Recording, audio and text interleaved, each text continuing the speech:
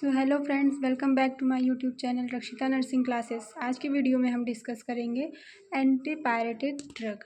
तो देखेंगे कि एंटीपायरेटिक ड्रग होती क्या है। Antipyretic drugs are that reduce fever by lowering the hypothalamic set point but do not affect normal body temperature. Antipyretics drugs जो होती हैं वो हमारे हाइपोथैलेमिक से टेम्परेचर को मेंटेन करती हैं, बट हमारे बॉडी टेम्परेचर को फीवर रिड्यूस करती हैं, बट नॉर्मल बॉडी टेम्परेचर को रिड्यूस या अफेक्ट नहीं करती हैं। नेक्स्ट पॉइंट हमारा है कॉमन ड्रग। कौन कौन से ड्रग्स हैं जो एंटीपायरेटिक ड्रग के अंदर आते हैं। तो फर्स्ट है हमारा पैरासीटामॉल, एस्पिरिन, इबुप्रोफेन, न्यूमोसोलाइड, पैराजोलॉन, डाइक्लोफिनेक और नेप्रॉक्सोन। ये कुछ ऐसे ड्रग्स हैं जो कॉमनली यूज़ किया जाता है एंटीपायरेटिक्स किसी पेशेंट को पेन या फीवर में देने के लिए। नेक्स्ट पॉइंट हमारा है mechanism of action. Decrease prostaglandins in hypothalamus. Hypothalamus में जब प्रोस्टाग्लैंडिस हार्मोन का लेवल डिक्रीज होता है तो उसकी वजह से हमारे वैसोडाइलेशन, आर्टरीज में वेसल्स में वैसोडाइलेशन कॉज होता है, जिसकी वजह से स्वेटिंग होता है। स्वेटिंग होने इंक्रीज जब हो जाता है तो बॉडी टेम्परेचर डिक्रीज हो जाता है। नेक्स्ट पॉइंट है हमारा यूजेस। कब कब हम एंटीपायरेटिक्स ड्रग्स यूज़ करते हैं। तो मेनली हम फीवर, वायरल फीवर या फ्लू लाइक सिम्टम्स, इन सब डिसीज़ में हम एंटीपायरेटिक्स ड्रग्स यूज़ करते हैं। पैरासीटामॉल हम कब यूज़ करेंगे। पैरासीटामॉल को हम एसिटामिनोफेन के नाम से भी जानते हैं। फीवर या बॉडी पेन में हम यूज़ कर सकते हैं। Ibuprofen, fever, inflammation and body pen. Mefenamic acid, fever और पीरियड्स पेन में हम इसे यूज़ कर सकते हैं। नीमोसोलाइड, फीवर और बॉडी पेन के लिए यूज़ करेंगे। Aspirin, fever, headache and body pain के लिए यूज़ करेंगे। नेप्रॉक्सोन भी फीवर, जॉइंट पेन और अर्थराइटिस के लिए यूज़ किया जाता है। Diclofenac, fever, muscles pain, arthritis के लिए यूज़ किया जाएगा। कीटोप्रोफेन, फीवर, इन्फ्लामेशन और माइग्रेन के लिए यूज़ किया जाएगा। न्यूमोसोलाइड प्लस पैरासीटामॉल तो फीवर, कोल्ड और बॉडी पेन के लिए यूज़ कर सकते हैं। इबुप्रोफेन और paracetamol fever, sore throat and body pain के लिए यूज़ किया जा सकता है। इबुप्रोफेन पर प्लस पैरासीटामॉल यहाँ पर सोर थ्रोट और बॉडी पेन, ये दोनों पॉइंट सेम है, मतलब फीवर, सॉर थ्रोट और बॉडी पेन में यूज़ कर सकते हैं। मेनली फीवर, इन्फ्लामेशन और बॉडी पेन एंटीपायरेटिक ड्रग्स ये इन्हीं डिसीज़ में या डिसीज़ कंडीशन में कह सकते हैं कि यूज़ किया जाता है। नेक्स्ट पॉइंट है हमारा कॉन्ट्राइंडिकेशन। कॉन्ट्राइंडिकेशन की क्या क्या कॉन्ट्राइंडिकेशन है कि हम एंटीपायरेटिक्स ड्रग्स नहीं दे सकते हैं। तो सबसे पहला है लीवर डिसीज़। अगर लीवर डिसीज़ है तो हम एंटीपायरेटिक ड्रग पेशेंट को प्रिस्क्राइब नहीं करेंगे। पेप्टिक अल्सर, ब्लीडिंग हो रही है तब भी नहीं कर सकते हैं। और चिल्ड्रन को अगर वायरल इन्फेक्शन है तो हम एंटीपायरेटिक्स ड्रग प्रिस्क्राइब नहीं करेंगे। एलर्जी कंडीशन में नहीं कर सकते हैं, ब्लीडिंग में नहीं कर सकते हैं, प्रेगनेंसी में भी एंटीपायरेटिक्स ड्रग्स नहीं यूज़ किया जाता है। और drug interaction and high blood pressure, ये कुछ ऐसे कंडीशंस हैं जहाँ पर एंटीपायरेटिक्स ड्रग्स यूज़ नहीं की जा सकती हैं। क्या क्या साइड इफ़ेक्ट हैं अगर एंटीपायरेटिक्स ड्रग्स लिया जा रहा है, कोई पेशेंट ले रहा है तो उसके साइड इफ़ेक्ट क्या है। पीसीएम ले रहा है तो ये सेफ़ है, इसके बहुत कम साइड इफ़ेक्ट है। बट वहीं पर अगर NSAIDs लिया जा रहा है तो गैस्ट्रिक इरिटेशन और हार्ट डिसीज़ भी कॉज कर सकता है ये। और एस्पिरिन अगर ले रहे हैं तो टिटनेस और नॉजिया, ये इसके साइड इफ़ेक्ट है। Nursing responsibilities. फर्स्ट रिस्पॉन्सिबिलिटी है assessment. Check body temperature before giving the drug, मतलब पेशेंट के बॉडी टेम्परेचर चेक करेंगे ड्रग देने के पहले।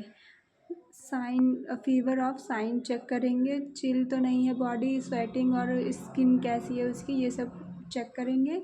हिस्ट्री लेंगे कि पेशेंट को एंटीपायरेटिक्स ड्रग से एलर्जी तो नहीं है और चेक करेंगे लीवर और kidney function important for drug like paracetamol और NSAIDs।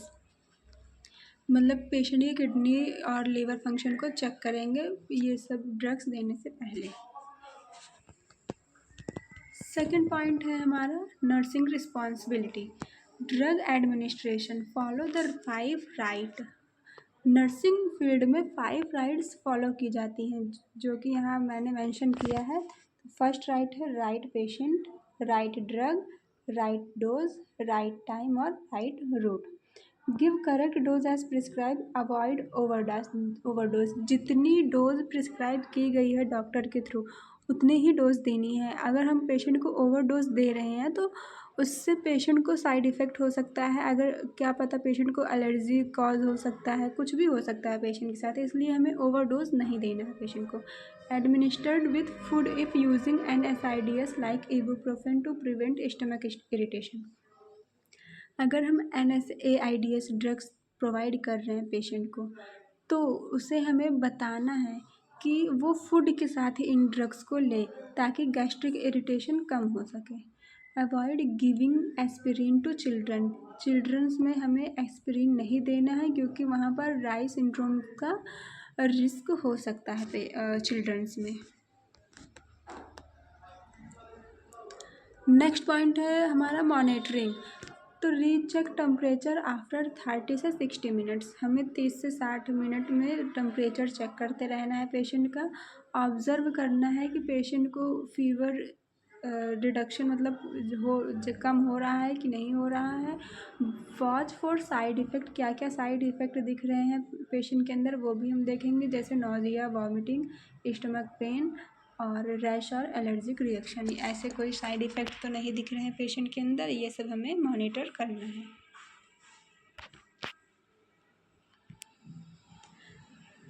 फिर फोर्थ पॉइंट है हमारा सेफ्टी मेजर। क्या क्या सेफ्टी मेजर पेशेंट को प्रोवाइड करना है। तो पहला है do not exceed maximum daily dose. जितना डोज हमें दिया गया है उतना ही डोज हम पेशेंट को देंगे, उससे ज़्यादा डोज हम नहीं दे सकते हैं क्योंकि अगर पेशेंट ज़्यादा डोज ले रहा है तो उसे लीवर टॉक्सिसिटी रिस्क हो सकता है। Ensure proper hydration. Patient proper hydrate होना मतलब प्रॉपर हाइड्रेट हो, उसे बताया जाए कि हाँ वो प्रॉपर फ्लूइड इनटेक करता रहे, वाटर इनटेक करता रहे proper. Use caution in patient with liver disease, kidney disease, gastric. हमें इन चीज़ों को अवॉइड करना है जो ये कॉज कर सकते हैं डिसीज़। ये हमारी रिस्पॉन्सिबिलिटी है कि पेशेंट की हिस्ट्री लेते हैं हम तो उससे हमें पता चलता है कि पेशेंट को क्या डिसीज़ है, क्या था, क्या होगा। तो इसलिए हमें इन सब चीज़ों से बचा कर रहना है पेशेंट को।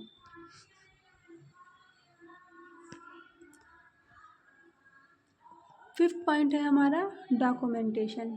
तो डॉक्यूमेंटेशन में आएगा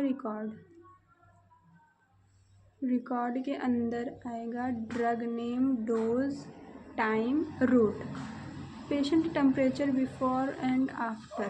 पेशेंट का टेम्परेचर लेना है बिफोर एंड आफ्टर, मतलब डॉक्यूमेंटेशन जब हम कर रहे हैं, जब पेशेंट आता है वार्ड में तब भी हम उसका वाइटल्स लेते हैं हर 30 से 60 मिनट में पेशेंट का वाइटल्स लेते रहना है और उसका टेम्परेचर चेक करते रहना है। Patient response and any side effect, और हमें ये भी डॉक्यूमेंट करना है कि पेशेंट का क्या रिस्पॉन्स था, क्या क्या साइड इफ़ेक्ट हुए हैं पेशेंट को। ये सब हमें उसके डॉक्यूमेंटेशन में मेंशन करना होगा। फिर नेक्स्ट पॉइंट है हमारा पेशेंट एजुकेशन। क्या क्या एजुकेशन प्रोवाइड करना है पेशेंट को। Teach correct dosing schedule. Dose का शेड्यूल क्या क्या है उसे हम पेशेंट को बताएंगे। एडवाइस करेंगे पेशेंट को कि वो खुद से एक्सेसिव ड्रग्स की डोज ना ले।